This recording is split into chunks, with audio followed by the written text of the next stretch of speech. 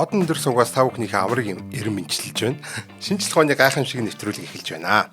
За өнөөдрийн сэдэв болохоор философчдын нүднээс цацарсан гэрэлгээд их сонирхолтой сэдэв байж байгаа.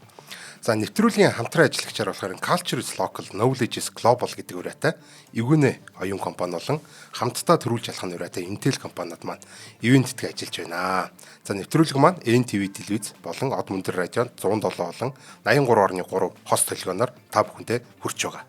За өнөөдөр болохоор студид компьютерийн шинжилгээ ухаанч мөнх хоёрын асуулт миний бие болон одоо энэ өнөөдрийн зочин хөтлөгчөр болон гейм девелопер мөнх хоёрын ялгуунаар ажиллаж байна. За ингээд адилхан овогтой хоёр ах トゥ төрсөн дүүгээ ингээд дагуулад аваад ирсэн. Тэг иймэрхүү. За өнөөдрийн ярих сэдэв болохоор нэг тийм ray trace гэдэг нэг ойлголт байгаа. Яг нь сонссон хүмүүс нь бол мэдчихэж магадгүй. Тэгээд айгүй тийм чухал айгүй одоо юу гэдэг гүн гүнзгий ойлголт байдаг. Яг нь компьютерийн ертөнцид бол ингээд зөвхөн график эсвэл одоо энэ юу гэдэг те бидний киноны график эффектийг төглөө visual effect энэ төр гэлээд нь штэ. Иймэрхүү юмд ашиглахдаас гадна одоо физик ч гэсэн ер нь их ашигладаг. За ер нь ray trace гэдэг нэг ойлголт байгаа. За ер нь бол ойлгохыг гэх юм бол одоо юу гэх юм ray trace чинь шууд махчилж орчуулах юм бол цацаргийг мөшгөх гэдэг утгатай болно штэ тий. Тэгэхээр ер нь бол энэ цацаргийг нь мөшгөж аваад тэг гэрлийн ирсэн замаар нь гэж явж байгаа. Тэр гэрлийн их усүр дээр очдаг нэг тийм арга байгаа. Хаагур яаж ойж гин, яаж хугарж гин гэдэг. Яаж сарнж гин, яа тийм тэр гэрлийг ер нь барьж авах. Гэрлийн цацраг бидний нүднэр ирэнгүү тэр барьж авах нэг аргыг ray trace гэж ярьдаг. За энэ аргыг болохоор компьютерийн график ертөнцид одоо жишээлбэл 3 хэмжээтэй анимашн график энэ төр гэдэг ертөнцид бол ашигладаг. За дээрэс нь шин киноны график эффектүүдэд, visual эффектүүдэд ашиглаж байгаа. Видео тоглоомонд virtual reality гэдэг нөө virtual бодиттой адил энэ төр гэдэг юмнуудад яг нөгөө нэг юм бодит юм шиг те реалистик тийм мэдрэмж төрүүлэхийн тулд бидний нүдэнд ийм реалистик мэдрэмж төрүүлэхийн тулд энэ аргыг ашигладаг. Зөвхөн компьютероос гадна эн чинь бас нэг физикийн шинжилгээ ухаанд за жишээл онол гэдэг юм уу тооцоол симуляц энэ төр гэдэг юмнууд ашиглагддаг.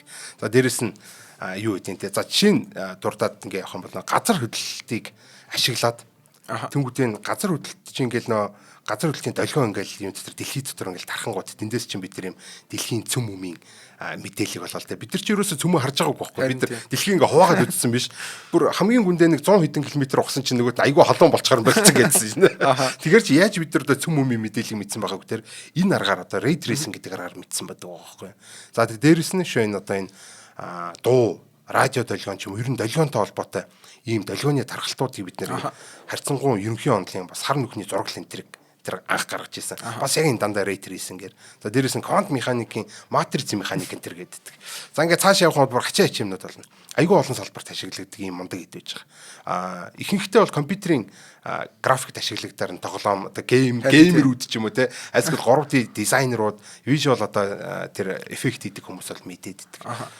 Тэрнээс гадна бас их тийм сонирхолтой асуултуудыг ургуулж гаргаж ирдэг. Энэ гэрэл гэдэг чи юу юм гэдэг ч юм уу те альсгэл одоо юу гэдэг юм за гэрлийн мөн чанар одоо ер нь бол эртний гүн ухааны өгчлөлтэй юмнууд яваад байна те гэрэл гэж юу юм бэ гэдэг асуултад за дээрэс нь гэрэл бөөмө долгион уу гэдэг юмтэй цаашаа гээд холбогдоод за бүр ингээ сайн ярих юм бол квант механиктэй энэ төр холбогдсон бид нар ингээ нүдэрээ хараад одоо ер нь бол нэг гэрэлнээс гэрэл цацардаг биш нүднээс гэрэл цацардаг философинд яваад байгаа байхгүй тий. Нөгөө гэрлийг мөшнө гэж чинь ирсэн замаар нь буцаж мөшнө гэсэн үг шүү дээ тий. Тэгэхээр ингээ нөгөө тийш нүднээс гараа явж байгаа гэрэл шиг ингэж цацарх шиг ингэж төсөөлж үздэг. Тэгэхээр энийг ч одоо нөгөө нэг квант механикт одоо симуляцийн ертөнц мөртөд бид нар амьдарч байгаа. Ер нь энэ бидний бодит байдал чинь баг юу юм биш үү тий.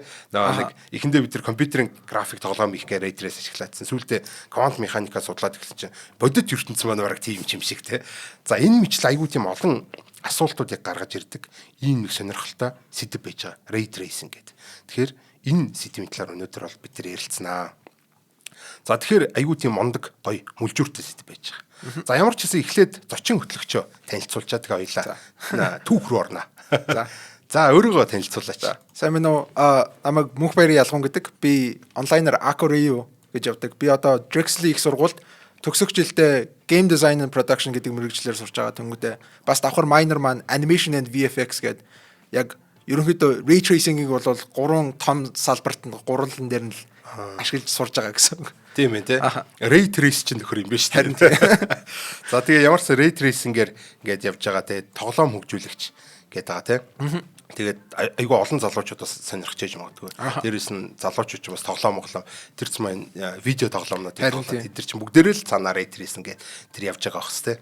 Тэгээд энэ талаас нь бол манай ялхан илүү дэлгэрүүлж бас ярих бах. Эхлээд бол одоо улам жил ёсоор бол би одоо түүхээ эхлээд явъя. Рейтрейсинг гэж одоо жоохон юу юм бэ гэдэг талаар хэдүүлээ сайхан түүх явъя. За ямар ч сан манай эртний өмнөх 700 оны үеийн угшилтай ийм ойлголт байж болно л доо. Заавал одоо яг 700 оны үеэс тэр үеийн философчд бол ray trace гэдэг ингээд эхэлжээгүй. Гэхдээ энэ нүднээс ийм юм гардаг, цацраг гардаг гэдэг ийм ер нь бол гал гардаг гэдэг. Энэ манай эртний өмнөх 700 оны үед бол энэ гомерийн бүтээлүүд гэж яддаг.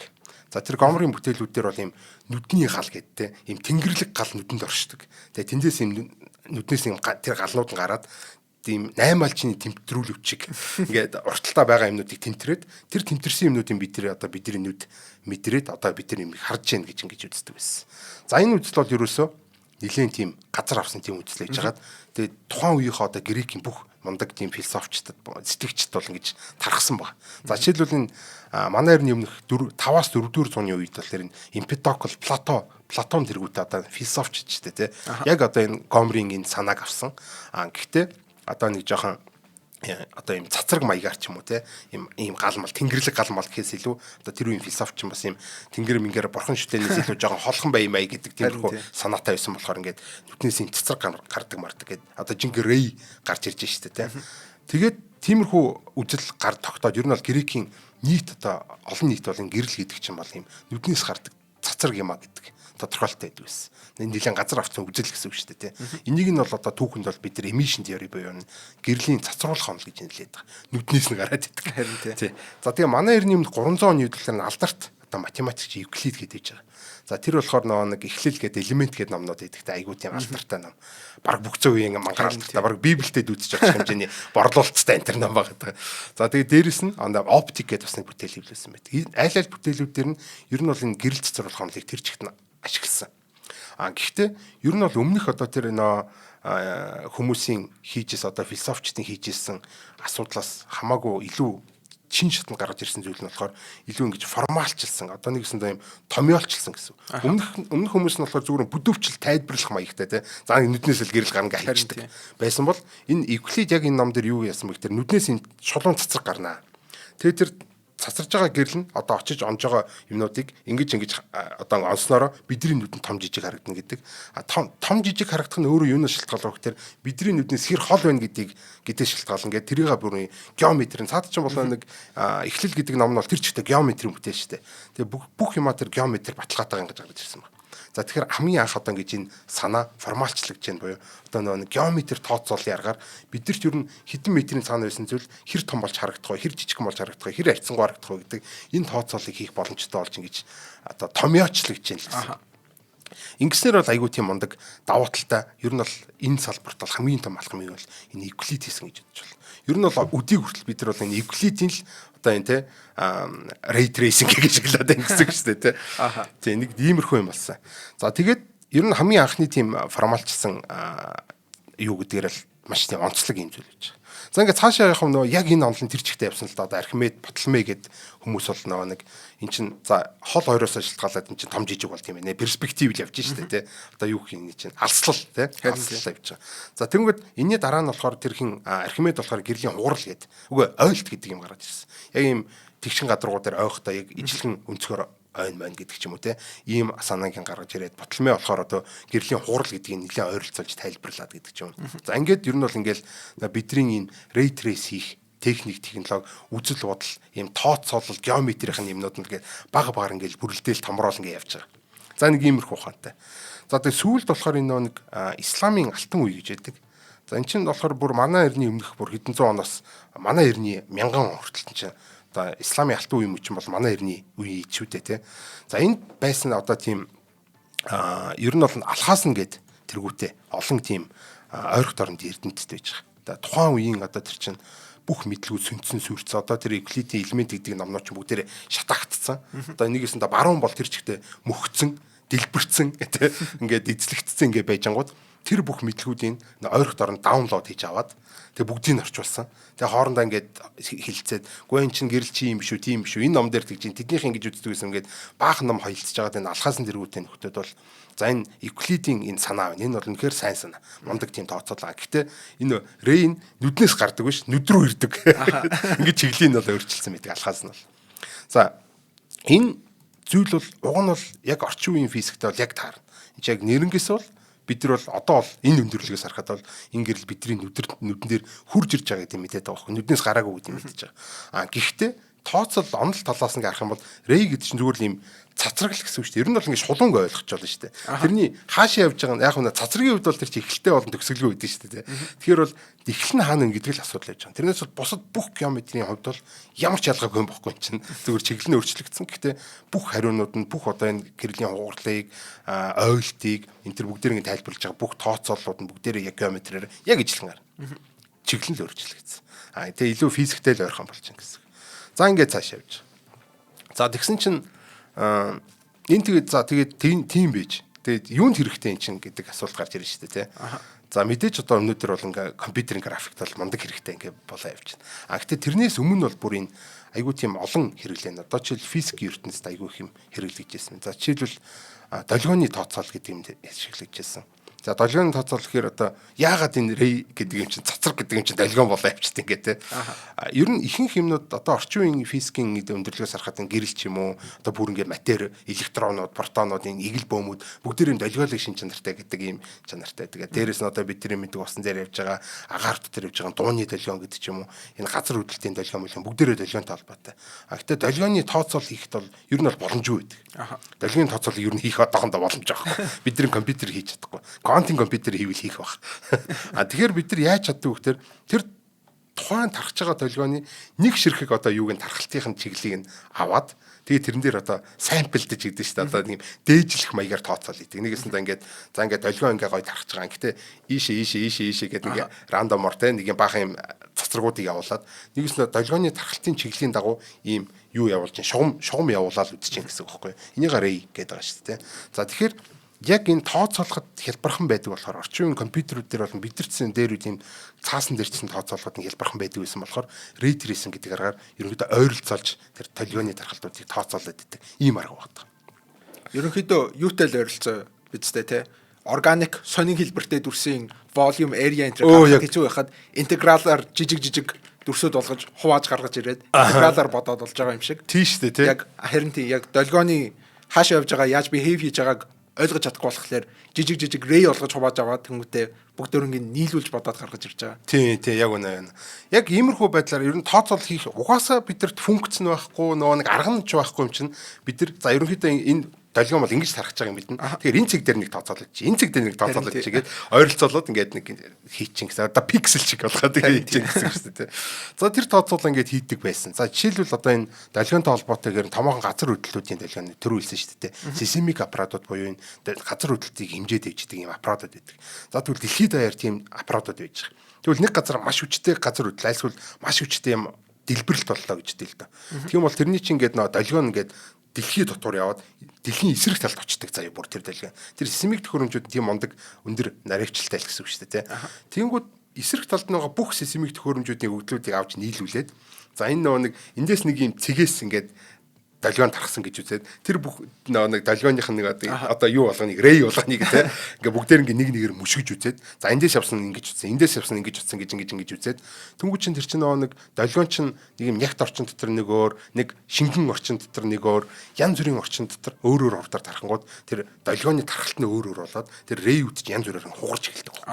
За тэднийг ингээд математик нөгөө нэг алдарт Евклидийн тооцоогоор тооцоолол тэгэл ерөөсө гаргаад ирж байгаа. Дэлхийн бол дотроо ийм нэг юутай юм байна те цөмтэй юм байна. Цөм дотроо бас ийм цөмтэй юм байна те. Ийм ягтуудаараа өөр ийм бүтцтэй юм байна гэдэг дэлхийн дотоод бүтцийг гаргаад ирж байгаа.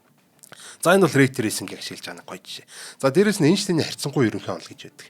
За Эйнштейний харьцангуй ерөнхий онол бол нэм хар нөхний эргэн тойронд бол ингээ орон зай цаг хугацаа мөрөөгаад дөгөө нэг бидний боддог итгэдэг байсан нөө тэгшхэн шулуухан замаар явдаг гэрэл чинь ингээ мөрөөгөөд эхэлдэг.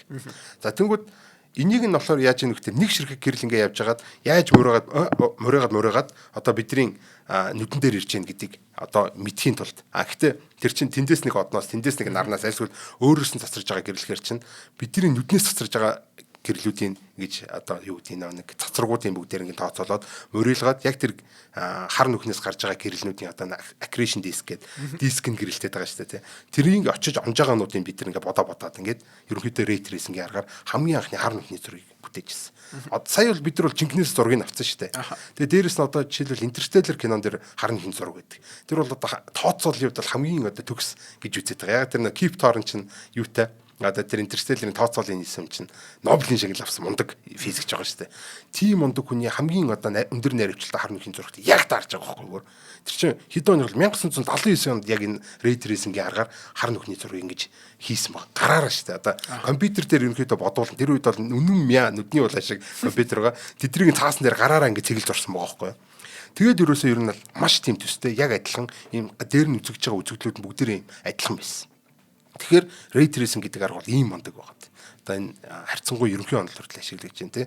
За тэгээд дээрэс нь одоо бидний өдөр тутмын амьдралд илүү ойрхон гэх юм бол за жишээлбэл театрын дугуйлт гэж байна, студийн маань дугуйлт гэж байна тий. За тэгээд дээрэс нь өшөө юунууд одоо энэ тайз майзны энэ тэр энэ дугуйлтуудыг чинь ингэж гаргаж ирэхэд бол бид нар бас юм долгионы дархалтыг бодох хэрэгтэй. Угаасаа бид нар долгионы дархалтыг онлно байхгүй чинь нөө ray tracing гэж хийж таар тий.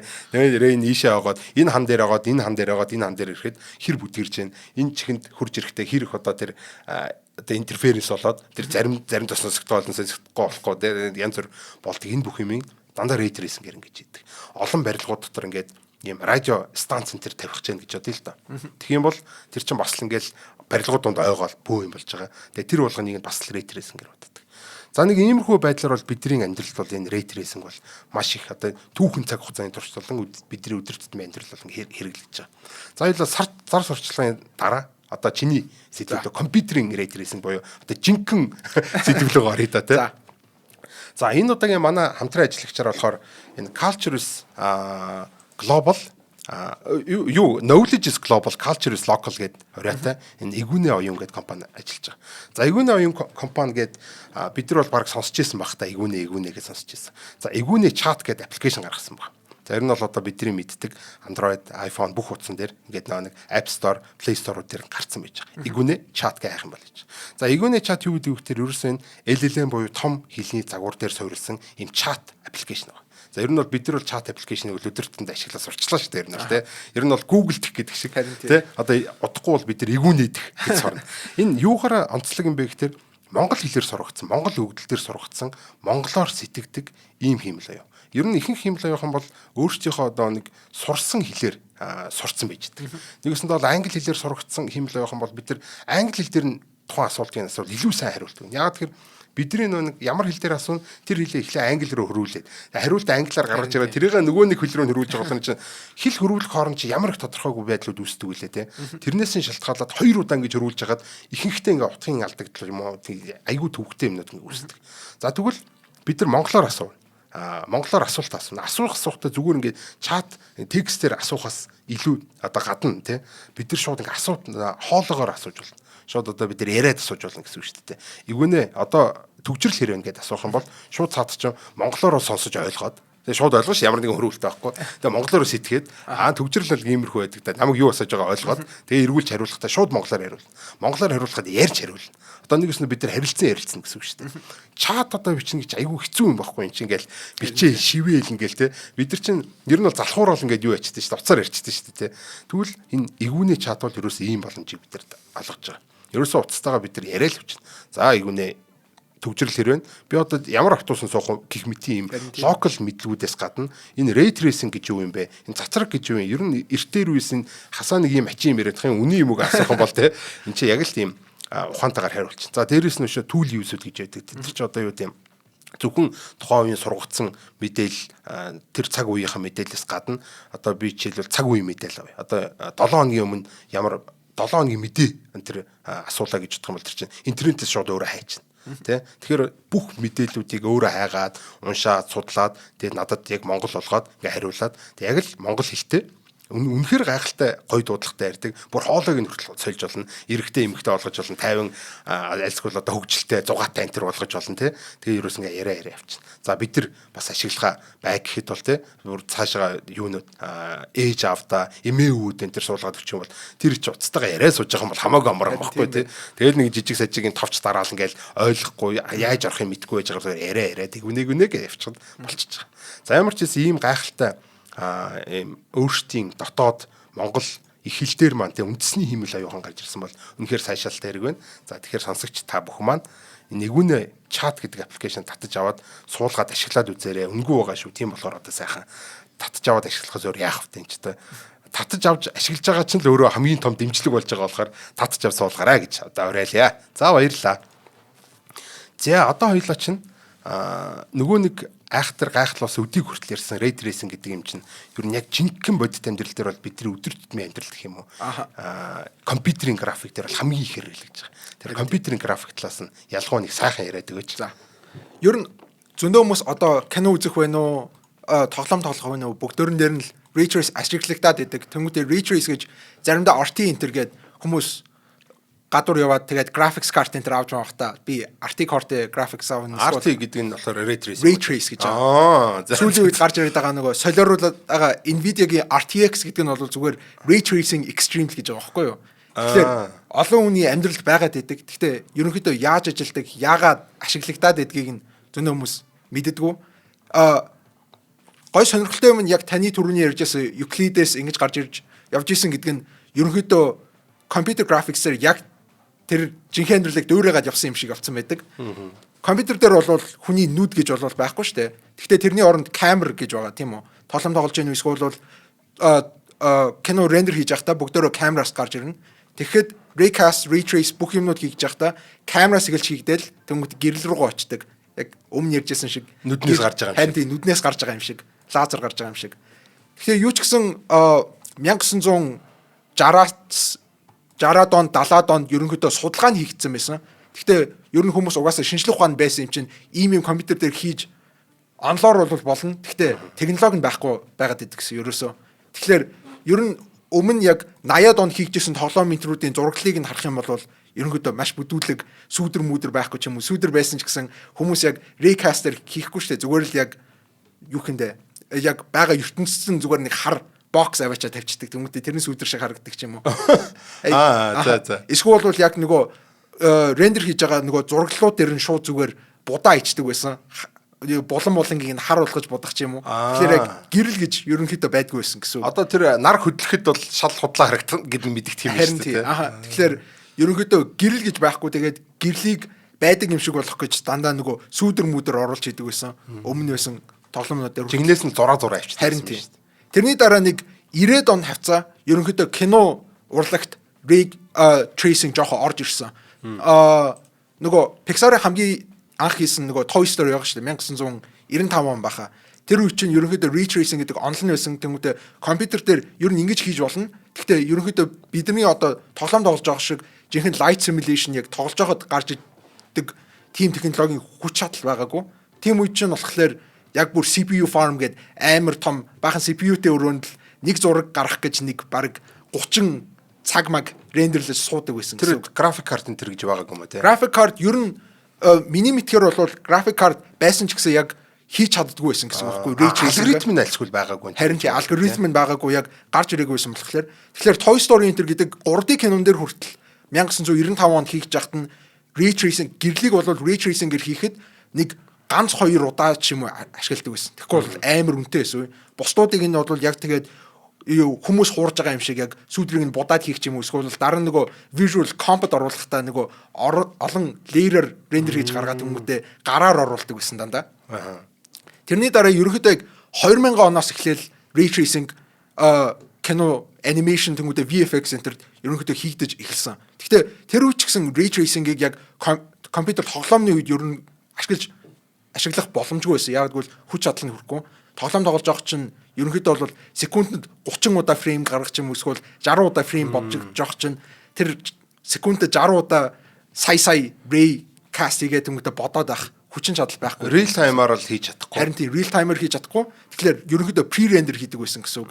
Тэгвэл нэг ашиглаж болдог байсан арга нь light bake гэдэг юм хийдэг байсан. Тоглоомнууд дээр. Тэгэхээр гэрлүүдээ тоглоом хийж байгаа хүмүүс гэрлүүдээ тавьчингуудаа тэнгүүдээ light bake хийгээд маш удаан процесс болно. Тэр нь болохоор яг raycaster яагаад гэрэл яаж ойж ийн яаж хугарж ийн энэ гэдгийг бодож олоод гэхдээ тэрийг бол яг тэгээд гаргаж байгаа объектын дээр зүгээр оруулцдаг гэсэн.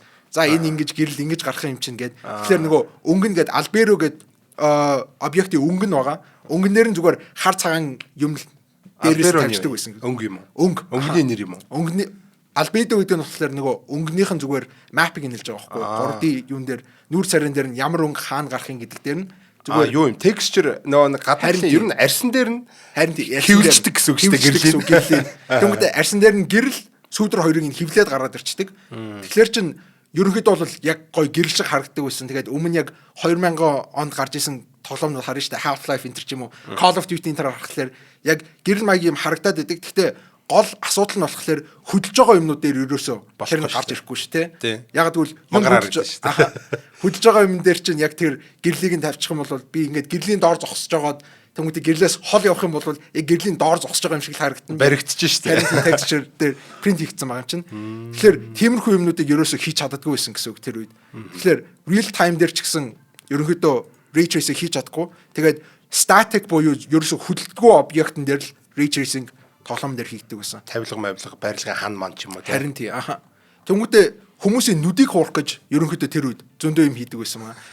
On screen reflection гэдэг тэр амар сонирхолтой юм нөгөө ойлтыг болвол ерөөсө гаргаж ирч чаддаггүй байсан бах та тоглоомнууд юу яадаг байсан. Яг нөгөө рендер гаргаад зургийг нь дэлгэцэн дээр гаргаж штэ тий. Тэмүүтэ за энэ объект тэмүүтэ энэ доор нь ус байна. Тэмүүтэ усны дээр ямар зураглал байна гэдгийг нь аваад тэмүүтэ баг тэр зургаа зүгээр аваад доош нь харуулад copy paste хийгээд тавьчихдаг байсан. Тэгэхээр яг хүний нүдэнд бол яг ойгоод reflect хийгээд харагдж байгаа юм шиг харагдана.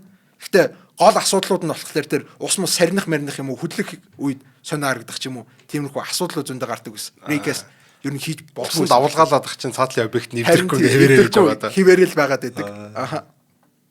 Тэгээд ray tracing бол компьютер тоглоом дээр хамгийн анх ерөнхийдөө 2018 оноос л орж ирсэн. Ягаад яг 2018 гэж байгаа. 2018 гэж одоо саяхан юм уу? Саяхан л орж ирсэн гэсэн. Ямар сони. Харин тийм. Хүмүүс нөгөө тоглоомнууд хуурах зөндөө аргатай байсан болохоор ерөөсөө гэрэл байдаг гэж бодоод яваад байдаг гэсэн. Гэтэ яг тоглоом дээр real time тоглож байхад бүх юмнууд бол хуурамчаал хийгдээд ер нь raster effect-үүдээр хийгдэг байсан гэсэн үг. Raster effect гэдэг нь болохоор яг нөгөө компьютероор бодож оруулах биш, аль хэдийн будаад оруулсан ч юм уу, эсвэл radiosity гэдэг юмар хийгдэг байсан. Тэр нь radiosity гэдэг нь болохоор гэрлийг юу гэж боддог гэх юм уу да. Яг ингэж дулаан radiate хийгээд гарч байгаа юм шиг боддог гэсэн чинь. Жишээлбэл би ингэж хоёр ханийн дунд сууж илаа гэж үтэл л доо. Энэ талд улаан хаан, нөгөө талд цэнхэр хаан байх юм бол нэг талдаа цэнхэр талынхаа ханд би илүү цэнхэр харагдана. Улаан талынхаа ханд илүү улаан харагдана. Тэнгүүтээ дундаа нийрлээд нэг чернил ягаан дуу харагдана. Тэр хан ч өөрөө бас нэг юм гэрэлтүүлээд байгаа юм шиг. Гэрэлтүүлэгч шиг болчихж гэсэн шүү дээ. Тэгэхээр шиг те. Сар чи өөрөө гэрэлтгүйч нарны гэрлийг ойлгоод амар гэрэлтээд байдаг гэсэн. Гэрлийг хүсэр болчихдаг шиг. Гэтэ тэр үед болохоор ерөөсөө Raycaster тэрийг тэгж бодох компьютерийн хүчин чадал байдгүй байсан болохоор ерөнхийдөө зүгээр бараг заалал бодочдөг байсан. Бараг зүгээр энэ ханаас улаан нэхэлж гарч ирээд тэнгүүтээ жоохон цасрыг ялгараад юу хэмдэ нэг тэдэн метр яваад унтрна гэх ч юм уу тиймэрхүү маягаар бодож олдог байсан. 2018 онд юу болсон бэ гэхээр Nvidia RTX гэдэг GPU-нуудыг гаргаж ирсэн байхгүй юу? Өмнө нь бол RT байсан юм уу те? Өмнө нь бол RTX биш GTX гэдэг графикс карт нэг машины нэг тийм нөл байгаа. Grand Tour-мөр GT гэх машин GT-R гэж тэр машинд байгаа. Тэр шиг юм болоо гэж бодчих. Ray trace-лсэн биш те. Тий. GTX гэдэг нь бол Giga Texel Shader Extreme гэдэг нь яг зүгээр тэр raster эффектүүдтэй амар сайн байсан гэсэн үг. Тэмүүтэ raster effect texel гэдэг нь ер нь texture гэдгийг богиносхон болгоод тэмүүтэ shader based graphics амар хийдэг гэсэн. Түрүүний ярьжсэн шиг radiosity гэх юм уу эсвэл бол яг объектын дээр нь гэрэл мэрлийн эффектийг будаж оруулаад эсвэл light back хийх тиймэрхүү аргаар гэрэл хийгдэг байсан. RTX нь 2018 онд гарч ирсэн болохоор яг ray tracing extreme гэдэг. Тэмүүтэ RT core гэдэг яг ray tracing хийхэд зориулагдсан core-уд гарч ирсэн. тэрнээс хойш ерөнхийдөө тоглоом дээр ray tracing эффектүүд юу лээ? Яг real timer тоглож байхад гарч ирдэг болж ирсэн. Гэхдээ бас сонирхолтой юм нь өмнө байсан тоглоомнууд дээр ray tracing оруулж ирж болдог. Яг тэгвэл Minecraft энэ шиг тоглоомнууд дээр оруулаад идэв штэ. Тийш нэг юм уу shader мэдэрчлөө нэг юм оруулж ирэл янз бүр гой болгоод идэв. Харин тий. Тэр чинь яг Minecraft дээр чинь гэрлийн үүсвэр мүсвэр гэж байгаа. Гэхдээ яг тоглоом дээр нь бол нөгөө ray tracing-ээр гэрэл боддоггүй байсан ч гэсэн би одоо RTX дээр ч юм уу ray tracing core-тэй ямар нэгэн GPU ашиглаад тэнгуүтэй яг ray trace хийдэг байхгүй юу? Minecraft дээр блокууд байгаа ч гэсэн бүгдөө пикселүүд л гэсэн үг шүү дээ яг үүндээ. Тэгэхээр чин лаванаас гэрэл яаж ойж ийн энтер гэдгийг бүгдөө нь гаргаж ирээд тэнгуүтэй бүр хуучин тоглоом дээр ч гэсэн нарны туяа энтер яаж орж ийн тэнгуүтэй нөгөө юу лээ fog энтер манын энтер яаж орж ийн тэр манан зам чинь баг дийлдэхгүй юм шүү баг тооцоолно. Харин тий. Маш үнэтэй гэхдээ ер нь орчин үеийн технологиор хийгдэж яваад байна. Одоо хүмүүс чинь бол амар хүчтэй graphics card-тэй хүмүүс энэ тооцооллуудыг өмнө нөгөө 1995 онд бүр Pixar шиг том студио чинь за нэг фрейм гарах гэж 30 юу лээ цаг рендерлдэг байсан юмнууд чинь одоо хүмүүс секундэд 240 удаа рендерлэл яваад байгаа гэсэн үг байхгүй юу? 240 фрейм рэйтэд одоо ч бараг зарим дэлгэцнүүд 230 30 тийм юутай болж байгаа бохтой хурдтай. Тэгэхээр ч бараг тэрэн зориулаад бараг ингээл 230 удаа рендерлэн. Тэгээд яаж байгаа дэлгэцнүүд ч мангар том байдаг гэсэн. Одоо 2K 2K 4K 4K гэж. Тэр Pixar чинь нэр хамгийн хууг нь бол оруулж ирсэн баг хэвчээ. Ray tracing энэ төр бол ашигладаггүй байсан уу? Ray tracing ашигладаг байсан. Гэхдээ яг Pixar-ыг гарч ирж байхад бол Ray tracing гэдэг юмнуудыг ер нь академид судалгаагаар л ер нь явдаг байсан.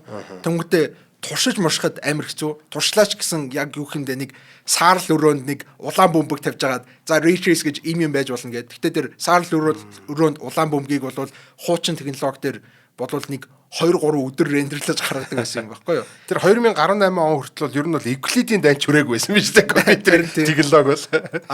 Гэхдээ ер нь бол ray trace заримдаа л хийгдэг байсан. Гэхдээ ray trace RTX гарсан үед бол ray tracing-ээр гэрэл хийгдэж л эхэлсэн гэсэн үг. Юм дээр тоглоом тэнгуүтэй Canon Inter дээр. Гэхдээ Canon дээр бол CPU-гээр өмнө ray tracing зөндөө хийгдэн. Тэнгуүтэй бас рендер хийхээс гадна зөндөө ray tracing-ийг та өөрөө хэлжсэн шиг нөгөө газар хөдлөлт энтер гээд юмд ашигладаг шиг ер нь шинжлэх ухааны тооцоолол гэдэг бүх юм дээр ашиглагдана. Procedural generation шинжлэх ухааны тооцоолтон дээр ашиглагдана. Жинхэнэ хэмнэл дээр нөгөө театр цуугаад дуу яаж ойж ийн гэдгийг гаргаж ирдэг шиг тоглоом тоглож байхад чинь яг би ингэж коридороор явж явах юм бол гадаа явж байгаагаас өөр сонсогдсон шүү дээ. Review чинь аудиогийн хүртэл бүгдөөрийн Raycaster гаргаж ирдэг. Тийм биш үү? Харин тийм. Тэгэхээр чинь тэр хүн холдохоор нэг мэдээж өөр сонсогдсон шүү дээ. Арай жоо аяархан сонсогдсон шүү дээ. Тэгэхээр ч бүр илүү реалистик юм шүү дээ. Тэгээ тэр хан дээр ойгоод могоод цойроо мөрөө энэ тэр сонсогдсон. Цойроо мөрөө бүгдөөрийн ray tracing-ээр гаргаж ирдэг гэсэн үг. Тэгэхээр тэрнээс гадна бүр нөгөө зүгээр юм харж ийн үү энэ гэдгийг Raycaster гаргаж ирдэг. Тэр бол ойхгүй ч гэсэн би жишээлбэл ингэж таны харж байхад чинь миний field of vision-д иймэрхүү юм харагдаж байгаа шүү дээ. Тийм. Эсвэл миний артлын юм харахгүй шүү дээ.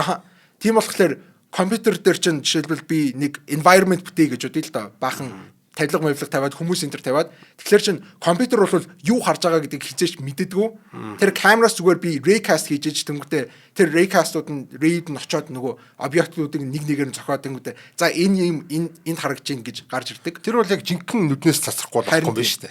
Тэр яг Euclid нөгөө юм холдохлоор жижигэрдэг гэдэг шиг яг үндэ бол бүх юм компьютер бас яг тэрнгээр нь л бодож олдог. Яг тэгвэл компьютер дээр бол бүх юм orthographic холцсон ч гэсэн жижигрэхгүй яг ижил хэмжээгээр л байдаг. Тэгэхээр алсал байх. Камераас би raycast хийгээд тэнгүүтээ хэр удаан travel хийснээс тооцоолоод тэнгүүтээ дэлгэцэн дээр жижиг болгож гаргаж ирдэг. Тэр хугацаанд энэ гардаг юм уу компьютер дээр?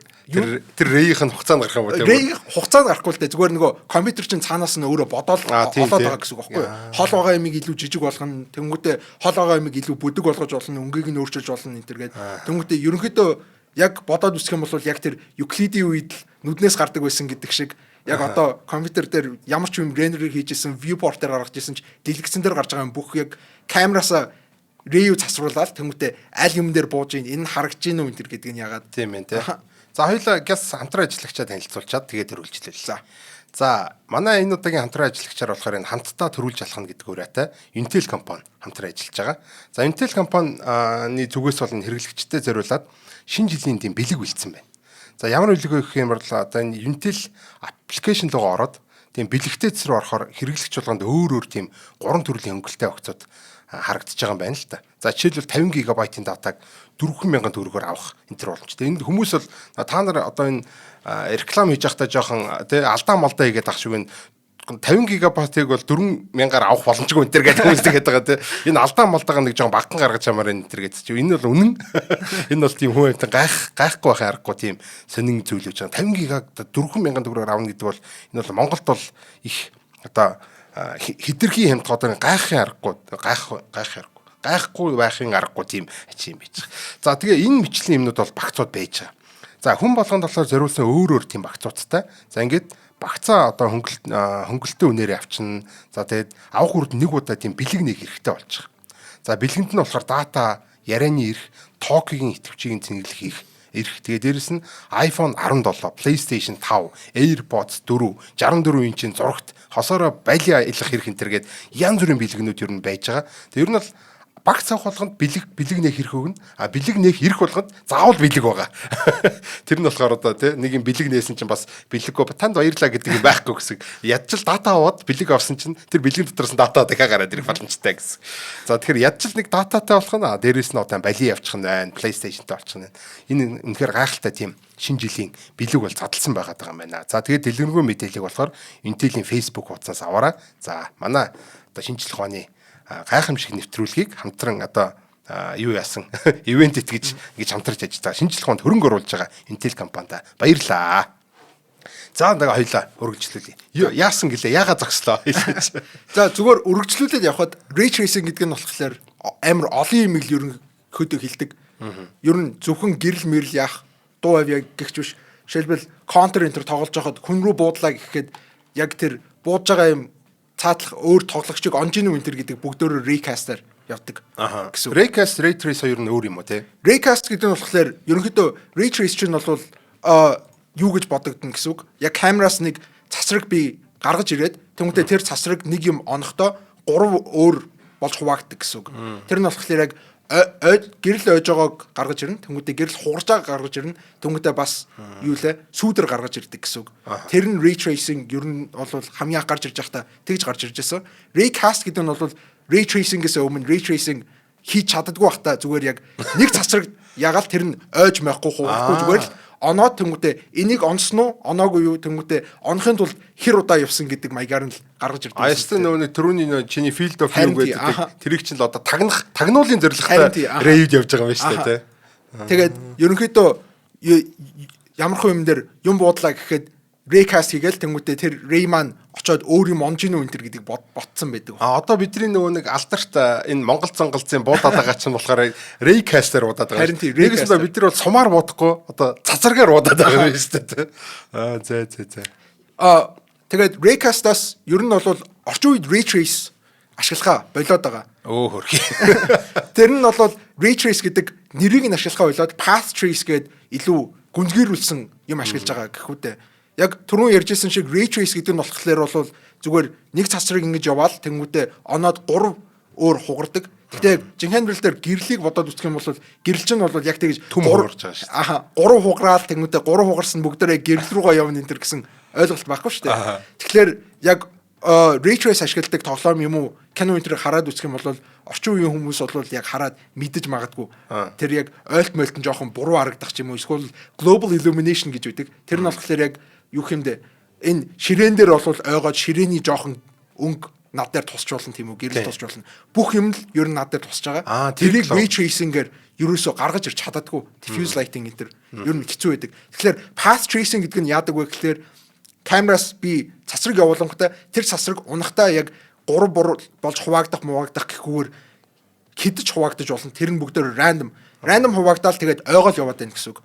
Тэгээд тэр ойж явж байхдаа яагаад зогсдог вэ гэхээр цаанаас нь өгж болно. За 4 удаа ойгоо зогсож болно гэж болно. Эсвэл бол гэрэл рүү очиж зогсож болно. Ойгоо л яваад байх юм биш. Ер нь бол гэрэл онтлоод ойгоо яваад байх юм биш. Эсвэл бол гэрлийн энерги гэдэг юм дуусаад юу яаж болно? Одоо тэр чинь нэг гэрэл чинь яг онлоор бол эн чинь нэг цаг хугацаа өнгөрөх тусам одоо нэгээс зайн холдох тусам ингээ бүдгэрээ яваад байгаа шнэ 3 квадратынхаа хуулиар.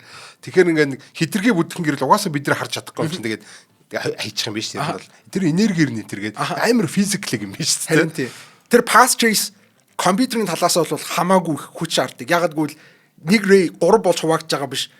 Хэдэн 100 ч болж хуваагдаж болно. Тэгээд илүү бодит амьдралтай. Бодит амьдралтай. Гэтэ илүү хэцүү. Тэгэхээр тоглоом дээр ерөнхийдөө бол тэгж их ашиглагдаж эхлээг байгаа. Гэтэ 2010 оноос эхлээд ерөнхийдөө Canon-ы VFX энэ visual effects хийж хахад ч юм уу эсвэл бол анимашн гаргаж хахад гэрлүүдийг path tracer амир хийдэг. Гэтэ path tracing нэг муу тал нь болохоор randomly ингэж сасарж байгаа болохоор юу нэг удаа хийгээл зөв гарч ирдэггүй. Тийм болохоор Monte Carlo method гэдэг юугаар олон удаа гаргаж ирдэг sample хийгээд тэмүүтэ нэг удаа юу хэмдэ самсаргүйгээр л ингээл удаал ингэсэн шүү дээ. Render хийхдээ нөгөө sample size гэж юм өгдөг. Тэгэхээр би 5 sample size өглөө гэж утгахад тэр нэг зураглалыг 5 удаа render хийгээд тэмүүтэ тэр 5 render хийснээс дунджийг нь гаргаж ирдэг гэсэн үг. Тэгэхээр хамаагүй жинхэнэ болж гарч ирнэ нэгдүгээр. Хоёрдугаар тэмүүтэ noise-уд гараад ирдэг. Уг нь бол бодит амьдрал дээр бол noise бол байвал гоё байхгүй. Харин би бол одоо график дизайн дээр чи компьютерийн график дизайнераа юугаар нь ялгадаг гэхээр noise байхгүй бол компьютерийн график дизайн гэж боддог байхгүй. Тэгээ би албаар одоо жишээлбэл noise энэ нэмж өгчээж илүү гоё ялгадаг ч юм. Тэгэхээр чи noise-тэй байна гэж өөрөө гоё давуу талтай юм шүү. Noise-тэй байна гэдэг нөгөө юунаас хамаарна. Жишээлбэл би Canon дээр VFX хийж явах юм бол noise-тэй байх нь сайн байж магадгүй. Ягаад гэвэл бодит харагдана. Ягаад гэвэл камераар бичиж байгаа юм чи ерөнхийдөө film noise гэдэг байгаа штэ санаа. Тийм штэ.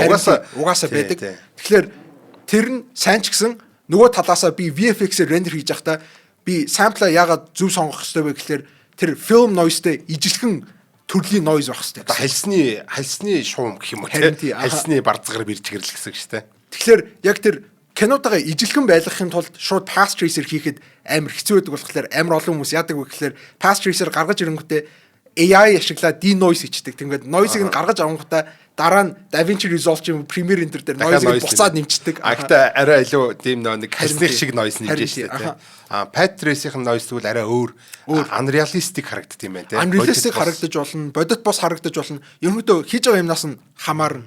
Гэхдээ denoise хийхэд бол ерөнхийдөө орчин үед AI интерл ашигладаг. Гэхдээ path trace бол яг жинхэнэ юм шиг харагддаг гэдгээр бол ray trace өмнө ашигладаг байсан ray trace-с хамаагүй гой тод мод тэнгуүдээ яг нөгөө reflex intrigue амар гоёор гаргаж ирдэг. Ray tracing нэг хийж чаддаггүй байсан юм нь болохоор амар олон толмол ч юм уу эсвэл бол ус мустай үед би биен рүүгээ ингэж reflect хийх нь амар муу байдаг гэсэн бохоггүй юу. Тэгэхээр би хоёр тол ингэж жинхэнэ амьдралаар аваад тавина штэ би биенд харуулад хязгааргүй үргэлжилдэг. Ray tracer хийх юм бол нэг 2 3 үргэлжлэл дуусах ч юм эсвэл харлал байхгүй болчдөг. Эсвэл заримдаа бүр нэг толь нь хавхаар ерөөсөө юу ч ойж тийш дээ 1 2 гээл тэгэл 3 дахь нь дуусчгаар чинь тэгээд цаашаа толь нь харагдах болчих юм шүү дээ. Path tracer бол би хідэж ойлгож олно хідэн ч sample size гэж болох болохоор хамаагүй тийм гүн reflection эсвэл refraction-ыг нь илүү гоё жинхэнэ амьдрал шиг болгож гаргаж. Path trace бол илүү бодит ray trace юм байна шүү дээ. Гэхдээ тийм байна. Animation дээр бол Pixar энэ бүгдөө path trace ашигладаг. Maya Enter гэдэг 3D software дээр animation render хийхэд өөрсдөө Arnold гэдэг render нь бүгдөө path trace. Гэтэ тоглоом дээр бол яг секундэд 60 FPS-ээр path trace хийх технологи бол хүчин чадал одоо хүрэхгүй болохоор ихэнх тоглоомнууд hybrid гэсэн юм ашигладаг.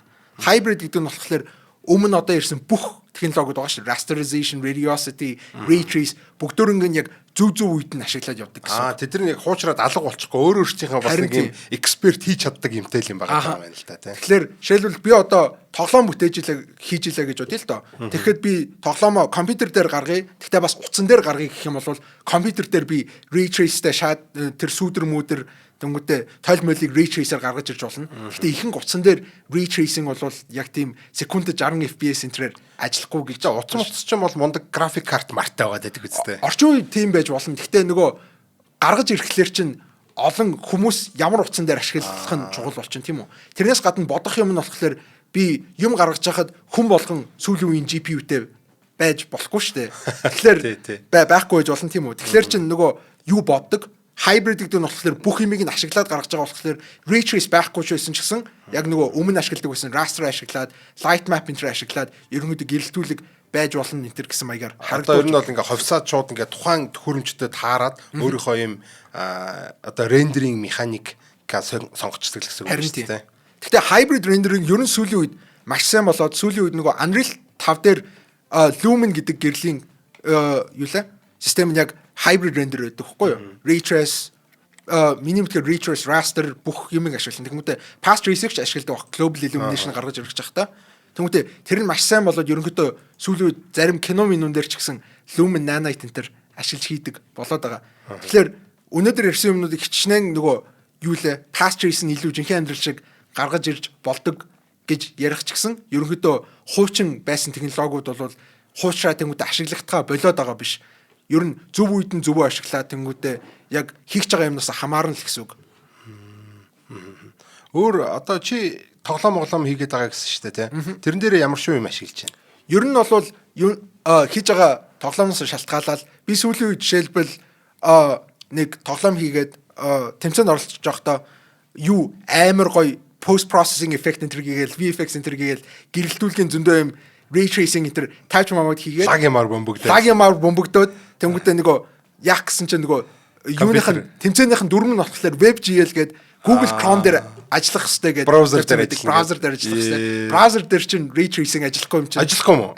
Ажиллахгүй шүү дээ. Одоо чи WebGL мэйл OpenGL энэ гээл lag юм дээр гараад ирсэн юм байна. Ерөнхийдөө юунаас платформоос хамаарах WebGPU энэ гэдэг энэ төр гараад. Харин тийм. Тийм шүү дээ.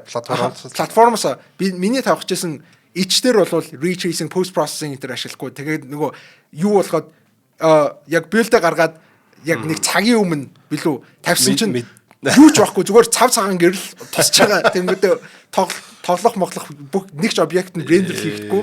Тэнгүүтээ бодоодсэн чинь нэг нэрээр гарч ирж байгаа байхгүй. Яг дээрээс scanline printer гэж гаргаж байгаа шиг тэр нь уншаад байгаа гэсэн үг. Тэгэхээр цагийн дотор бид нар манай баг нийлж агаад тэр тавьсан бүх ray tracing-а бүгдэрийг араас нь унтрааж иж оруулж исэн. Бас унтраач болдог нь амар юм та. Юун дээр тэгээд Unreal дээр тэгж Unity дээр тэрийг бол Unity дээр тэгсэн. Гэхдээ ерөнхийдөө бүх game engine дээр Unity Unreal дээр бүгдэрийг унтраагаад байж болно. Ямар тоглоомын тэмцээн байсан? Brackeys гээд юу Game Jam гэсэн үг. Game Jam. 7 хоногт яг сэдв аваад тэнгуүтэ тоглоом хийгээд хийх. Тэр нэг товчлсон нэрмэртэй бодлоо. RD юу лээ? Нэг тийм товчлсон нэрмэртэй биш байсан. Зүгээр Brackeys 2025 оны Game Jam гэдэг. Гэхдээ ерөнхийдөө бол би сургууль мургуул дээр хийж хахад анимашн энтер хийж хахад бүгдөө яг ашиглаж байгаа юмнаас шалтгаалаад Unreal дээр сүүлийн үед хийхэд хамгийн гоё юм нөгөө Lumen hybrid болохоор юу хамгийн сайн нь юу байдаг? Жишээлбэл би Unity дээр гэрэл мэрэл бэк хийх хэрэгтэй чинь амар ядаргаатай болчдөг. Би жишээлбэл левел амар гоё зэгцэлж тавиал тэнгуүтэ бэк хийгээл тэнгуүтэ нэг 20 цаг суух байхгүй тэрийг уншуулад яг уу юунаас шалтгаалаад 20 цаг байна уу 20 минут байна уу суугаад тэнгуүтэ дараа нь манай багийн хүн орж ирээд чи наад хайрцага буруу тавьсан байна ийшээ хөдлөг гингүүд би хөдөлгөөл дахиад 20 цаг рендер хийгээд суух хэрэгтэй болно. Lumen болохоор бүгдөө real time болохоор бүх гэрэл нь юу тэгэж бэк хийх шаардлагагүй бүх юма хөдөлгөөл хийгээд яваад өгчөж болно. Тэгэхээр нөгөө сүүлийн үед нөгөө анимашн хийж байгаа хүмүүс ч гэсэн ягаад Lumen ашиглаад байгаа вэ гэхээр iterate хийхэд амар амархан. Тэгмээ юм өөрчлөн гэх юм бол тэгээд 30 цаг рендерлээд суугаад байхын оронд юу юм бэ? Зүгээр шууд хөдөлгөөд яг viewport-н дээр өөрчлөгдөд яваад байна. Lumen дээр нь хийчих юм бол одоо веб дээр ч гэсэн ерөн зүгээр ингээ харагдах нь шүү дээ. Утсан дээр харангууд арай өөр энтер болох уу? Юу, ер нь бол өөр болно. Юунаас шалтгаалаад тоглоом build хийж явах чинь ерөнхийдөө юу амар олон өөрөөр зэргийн build хийдэг ерөнхийдөө утасны build гэж нэг гаргаад тэнгуүтэ вебсайтны build гэж нэг гаргаад компьютерийн build гэж нэг гаргаад жишээлбэл GTA 5-ыг чинь одоо бол GTA 5 чи хэдэн он гарсан бэ? Ray tracing-ийн өмнө гарсан байхгүй. GTX 5 гарсан юм уу? Юу л 5 6 нь гараагүй. 6 гараагүй л андыг алдартай нэг гарч өгдөг нэг юм байгаа даа. Тэр чинь нөгөө PS3 дээр хамгийн анх гарч исэн. PS3 тэнгуүтэ дараа нь PS4, PS5 гээд юу технологи сайжрал яваад ах тусам гэрэлтүүлгээ сайжруулах гад тэнгуүтэ олон өөр төрлийн билд хийж байгаадаа ижилхэн. Тэнгуүтэ одоо амар олон компаниуд ч нөгөө өмнө хийжсэн тоглоомнуудаа ray tracing ашиглан тэнгуүтэ AI upscale хийсэн textureтэй илүү гоё болгоно гэдэг remaster хийгээд гаргаад идэв шүү дээ. Нэрээ AI айгүй их орж ирж байна үү? Одоо тэр нэг path tracing чинь бол AI айгүй бол баг нэлээд эвгүй юм биш үү? AI-гүү нэлээд эвгүй. Угаасаа нөгөө path tracing сүүлийн үед нөгөө компьютер тоглоом дээр ашиглаж болж байгаа хамгийн сайн юм нөгөө Nvidia энтрийн AMD энтрийн сүүлийн үед гаргаж ирж байгаа GPU-нууд бүгдөө өөрсдөө AI integrated болоод гарч ирдэг. Тэгэхээр чи нөгөө path trace хийгээд нөгөө noise гарч ирж байгаа гэдэг чинь зүгээр шууд GPU нь өөрөө бас denoise хийж болно. Тэгтээ орчин үеийн engine-үүдээр Unreal Engine дээр ч гэсэн өөрсдөө denoise хийдэг юмнууд байдیں۔ Тэр сүүлийн үеийн хязгаар Nvidia ч бас танилцуулаад лүүгүй лөө. Шууд нэг гарч ирсэн зургийг нь дахиад AI-аар ингэж юу байгаа сайжруулад нэгт resolution сайжруулад, ягтрчлалын сайжруулад, хоёрт нь гэрлийн сайжруулад ингэж. Тэгвэл нөө дээр үеийн хуучны тоглоомнуудыг хүртэл одоо тэр шинэ одоо юу хиймэл оюун ухаанаар сайжруулагдсан тийм байдлаар тоглох боломжтой болоод тах шиг байна тий. RTX ер нь гарч ирээд тэр бичлэгнүүд нийлээд алдартай болж ирсэн. Нөгөө хүмүүс чинь Minecraft энэ шиг нэг тийм блокн тоглоом ч юм уу эсвэл бүр аль дээр хийжсэн 2000 оны Half-Life энтриг аваад ray tracing байд ямар харагдах нь энэ гэж туршиж үзээд байдаг. Гоё юмснаа. Ерөнхийдөө гоё, зарим нь гоё харагдан, зарим нь нэг муухай харагдаж магадгүй. Яг нөгөө тэрийг бодож хийгдээгүй юм чинь тий. Тийм шүү дээ. Анхнаасаа баахан дөө нэг юм трик юмнууд байгаа шүү дээ. Тэгэхээр худлаа харагдаж магадгүй юм байна. За өөр нэг бас нэг одоо жишээлбэл химэл явах гэнэ. Одоо энэ квантын механик энтергээ явангууд гэрэл мэрэлч болохоор юм хачаа чим хийгээд байдаг байхгүй. Одоо жишээлбэл ингээд за diffusion бол мэдээж байна. Одоо diffusion гэхээр за diffusion-ээс гадна болохоор diffraction гэдэг нэг юм байгаа. Хан тойрдог, булан тойрдог. Ер нь бол ингээд саадыг тойрдог ийм асуудлууд байгаа. Дээрээс нь interference гэдэг асуудал байна. Гих мэт айгүй олон асуудал байдаг. Тэгээ тэднийг болохоор одоо уг нь бол яг физик дотор light field гэдэг юм арж хийдэдэг байхгүй. Light field гэдэг чинь одоо нэгээс нь түрүүний хийсэн нэг ойх, одоо дээрээс нь хугарах, тэгээд одоо энэ саний сарних гэдэг одоо diffusion гэдэг чинь одоо сарних болчихсон шүү дээ тий. Тэгээд diffraction гэдэг одоо нөгөө нэг ингэж болон тойрох. Тэгээд иймэрхүү ийм үзэгдлүүдийг бүгдээрингийн light field гэдэг ганцхан юмар шийдэж болоод байдаг байхгүй физик дээр шүү дээ. А гэхдээ тооцоол моцоол ихтэй бол мэдээж бас яг санийх шиг ч юм их байхгүй. Нэг юм path tracing, ray tracing гэдэгтэй л адилхан юм их байх. Тиймэрхүү юмнууд одоо орж ирж байна уу ер нь? Ерөнхийдөө тэднүүсийг бүр өмнө ray tracing-ээс өмнө нөгөө light volume probe enter гэдэг юмнууд ашигладаг байсан. Тэр нь болохоор яадаг вэ гэхээр өмнө би нөгөө light bake хийдэг гэж байгаа шүү дээ. Тоглоомнууд дээр чинь гэрлээ тавиал тэнгүүтээ уншуулдаг тэнгүүтээ энэ чинь ямар гэрэл байна гэд.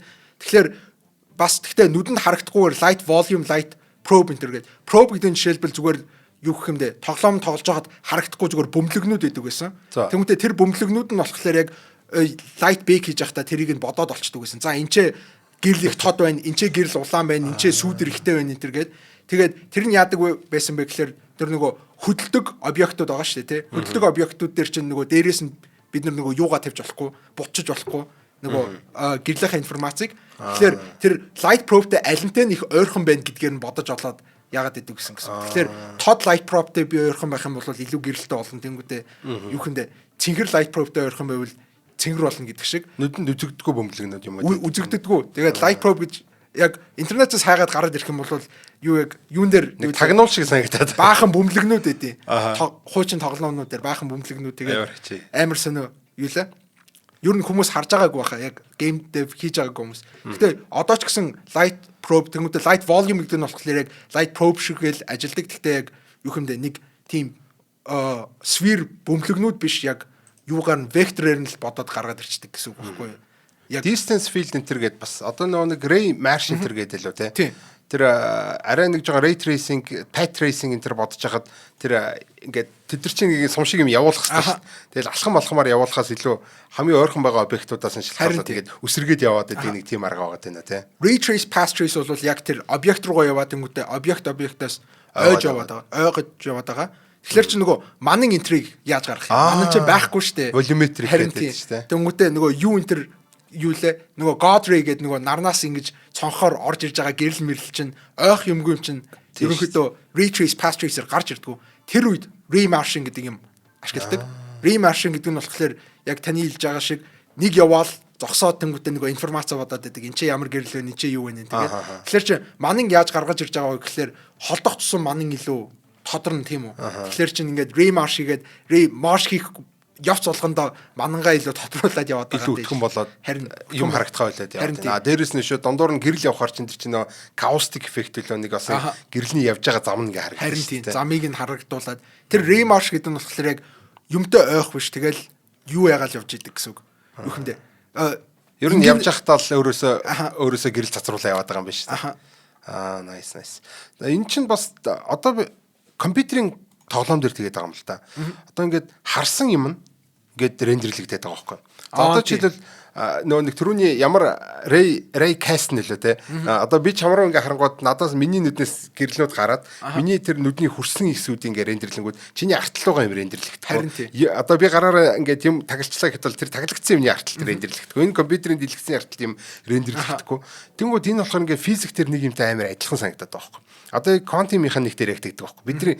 Бид нэг харахаар одоо нэгэсэнд ажиглалт хийхээр ингээд тухайн одоо тэр нэг юм физик шин чанар нь өөрчлөгдөд ийм илүү бодит бөөмлөг болчдөг. Одоо нэгсэндээ ийм бөөмшөг болчдөг. Нэг амар урт удаан үргэлжлсэн шинжлэх ухааны маргаан байгаа даа шүү дээ. Гэрэл бол бөөмлөг, долгиолог гэдэг. Одоо энэ Ray гэдэг байгаа чинь болохоор уг нь бол ийм цацраг гэдэг байгаа шүү дээ. Гэтэл үнээр ихтэй одоо Ньютон чинь 1700-аад оны үед бол энэ оптик гэдэг ном дээр болохоор энэ ийм корпус гэдэг байгаа. Одоо цогцос гэрээ цогцгийн дашаа ийм илүү биелэг гэх юм уу те. Ийм бөөмлөг онл гэдэг юм л та. Тэр юм жижигхэн сум гэж бодоод байгаа байхгүй тэрийг. Тэгэхээр яг хуу арайч нөгөө нэг эвкличиг нүднээс нь бүф гэдэг ингээ буудаад байдаг биш. Одоо түрүүнд тэгсэн шүү дээ. Ray cast гэдэг хүнийг онж нөгөө гэдэг мэддэг гэдэг шиг. Гэрлээс одоо тэр Ньютонихоор болохоор гэрлээс юм сум гараад яг шулуун замаар явдаг сум гараад тэгээд хугараад ингээд явдаг. Яг бүгдээрээ шулуун замаар явдаг. Ийм сум гэж бодсон байгаа. Тэгэхээр цацраг гэхээс илүү сум гэж бодоод байгаа. Бөөмлөг. Адсан нөгөө талд нь долгиолог гэдэг ингээ хоёр онлоо байгаа. Тэсэн чи энэ хоёр чинь quantum mechanic дээр хурж ирээд ингээ нийлэх хэрэгтэй болж байгаа байхгүй. Хизэн сум болоод хизэн долгион болоод байгаа гэдэг асуудал гарна. Яг тэгэхээр Эйнштейн тэрний өмнө эн чин гэрэл чин бөөм одоо чиг долгион чиг гэдэг баталсан. Айгуу долгион явж исэн чил Эйнштейн гарч ирсэн нэг юм фотоэлектрик эффект гэдэг нэг юм юуны юу гэдүүлээ Нобелийн шагнал авсан нэг юм байж байгаа. Тэрэн дээр нь болохоор гэрэл бол ерөөсө бөөм гэд баталчихж байгаа. Тэгэхээр ямар үед долгион гэж авч үзэх үү, ямар үед бөөм гэж авч үзэх үү гэдэг юм асуудал гарч ирж штэ тий. Тэнгүүд тэрийг чинь quantum mechanic дээр нь шийдэж авах ингээд ажиглангууд бөөм болчдөг. Ажиглахаа болонгууд долгион болчдөг юм энэ зүйл байгаа даа байхгүй. Тэгээд ажиллахаа болох үед ингээд долгион байдлаар ингээд нэгэнсээ долгион гэдэг нь юу гэхээр тухайн одоо бөөмний байж болох бүх одоо байршлууд буюу одоо төлөвүүд нь бүгдээр нэгэн зэрэг. Баруун чи эргэжэвэл зүүн чи эргэж байгаатай нэгэн зэрэг байж чинь тий. Ажиглангууд баруун чигаа эргэж байгаа нь л дээ зүүн чинь байхгүй болчихно тэр. Ийм сонин Копенгагены тайлбар quantum mechanic гарч ирсэн. Яг эндээс юу болсон бэ гэхээр одоо бид нар хараад ажиглаад бодит ертөнцийг гаргаж ирээд байгаа. Тэрнээс бол үнэн хэрэгтээ бидний нүдэн чаар бодит ертөнцөж байхгүй гэдэг юм ачаам гарч ирж байгаа байхгүй. Инхээр энэ яг юутай холбогдоо явж байгаа гэхээр компьютерийн тоглоомтой холбогдоо явж байгаа байхгүй. Компьютер дээр ч яг ингээ бидний харж байгаа имийг л рендерлэн үгүй бол бидний ард талд байгаа имийг рендерлээ яах юм. Бүр ингээ харагдахгүй хоолой байгаа имийг рендерлээ яах юм. Юмар халахлагдсан имийг рендерлэх шаардлага байхгүй шүү дээ. Тэгээ яг ray tracing-гээс компьютерийн тоглоом яаж рендерлэж байгаа гэдгийг харахаар яг саний quantum mechanic яваад байгаа байхгүй. Тэгэхээр Евклидийн чинь баг жинкнээс үнэн байсан юм шүү. Ер нь бол нүднээс нь юм гэрэл цацраад идэг байсан юм шүү гэдэг нэг санаа гарч ирж байгаа. Хоёр талаар манай энэ бодит ертөнцийн ер нь компьютер тоглоом юм биш үү гэдэг юм гарч ирж байгаа байхгүй тий. Яг тэгэхээр бид нар чинь гэрлийг ингээл судлаад физикийн судлаад бодит ертөнц яаж ингэж юм бодиттой харагдаад энэ гэдгийг судалж байгаа л ray tracing-ийг гаргаж ирж байна. Альсвал одоо энэ мондог компьютерийн технологиудыг гаргаж ирж байгаад сүүлдээ илүү компьютер шиг санагдаад эхэлж байгаа байхгүй энэ бодит ертөнц. Тэгэхээр яг энэ гэрэл за тэр цэм гэрэл гэдэг чинь юу юм цацраг юм уу альсгүй цацраг биш юм уу бөөм юм уу долгион юм уу альсгүй одоо бидний ингэ нүднээс цацраад байгаа юм нүдэн дээр ирээд байгаа юм уу гэрлэн цацруулаад байгаа юм нүдэн ажиглаад байгаа юм уу гэдэг маш олон юм асуудлууд ингэж гаргаж ирдэг юм сонирхолтой асуудал болохоор нь ерөнхийдөө энэ удаагийн нэвтрүүлгээр ray trace гэдэг зүйлийг ярьлаа гэхдээ бас дээрэс нь одоо энэ мэрэгчлэр нь сурж байгаа энэ ray trace гэдэг зүйлээр сураад одоо тоглоом хийгээд бүтээгдэхүүн хийгээд ирээдүйд бас одоо ингээд ray trace, pat trace ирэл юм хүмүүсийг хийгээд явах байлгүй тийм мэрэгжлийн үнийг нь бас дуудаж авчирч одоо тий номын дуу нүүдлийн шууд нисч хүрэхгүй газраас бас номын дуу авчирсан тий номын дуу сонслоо одоо өнөөдөр ямар ч хийсэн гайхалтай мэдээлэл хүргэсэн ялгуундаа баярлалаа. За энэ од өндөр сувгаас одоо та бүхнийхээ шинжлэх ухааны мэдлэгийг дэвшлүүлэх гэж хийдэг шинжлэх ухааны гайхамшиг нэвтрүүлэг маань энэ хүрээд өндөрлж байна. Нэвтрүүлгийн хамтран ажиллагчаар Culture is Local, Knowledge is Global ураатай, Эвгүн оюун компани болон хамтаа дөрвөлж алхах ураатай Intel компаниуд хамтран ажиллаа. Нэвтрүүлэг маань NTV телевизээр болон од өндөр радиогийн 107 болон 83.3 хос дэлгэнээр мөн дээрээс нь YouTube сувгуудаар тус таны санарт хүрлээ. За баярлалаа. Баярлалаа. Нэвтрүүлгийг хүлээн авсан Нарны аймгийн монголчуудаа баярлалаа. Од мөндөр сувг нь энэ мэдчлэн таны мэдхүйн мянган нэвтрүүлгийг 2026 оны 7 сарын 1 хүртэл та бүхэндээ хүргэх юм. Их хэлээрээ шинжлэх ухаан танин мэдхүйг түгээх нь үлсэд нэгтгэх хүсвэл та бидэнд хандив өгөх боломжтой. Жилдээ ганцхан удаа 100 мянган төгрөгөөр биднийг дэмжснээр шинжлэх ухаан танин мэдхүйг түгээх энэ үйл хэрэг амжилттай үргэлжлэх юм. Од мөндөр нэр дээрх Худалдаажлын банкны дансага 4191 тэг 4518 Та 100,000 төгрөгөөр шилжүүлэхдээ Google-ийн утга дээр нь өөрийн нэр болон утасны дугаараа заавал бичээрэй. 100,000 төгрөг хандалснаар од мөндөр сүгийн алтан гишүүн болох юм а. Шинжлэх ухаан, танин мэдхгүй Монголд ялах болтугай.